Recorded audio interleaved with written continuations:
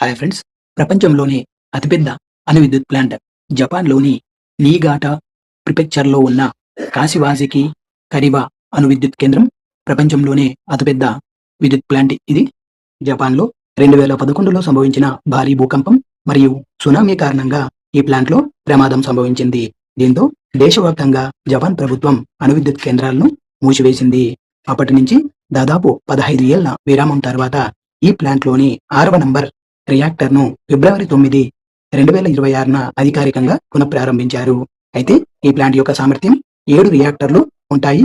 వీటి మొత్తం ఉత్పత్తి సామర్థ్యం 8212 మెగావాట్లు. ఇది సుమారు 1.6 కోట్ల గృహాలకు విద్యుత్తును అందించగలదు. దీనికి గల ముఖ్య ఉద్దేశం పునఃప్రారంభించడానికి 2050 నాటికి కార్బన్ ఉద్గారాలను తగ్గించడం, ఇంధన దిగుమతులపై జపాన్ ప్రభుత్వం ఆధారపడడాన్ని తగ్గించడం మరియు జపాన్ ఇంధన భద్రతను బలోపేతం చేయడం ఈ ప్లాంట్ పునఃప్రారంభం వెనుక ఉన్న ప్రధాన లక్ష్యాలు.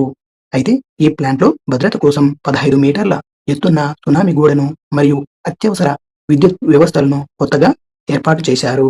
వీడియో నచ్చితే please like and subscribe. Thank you.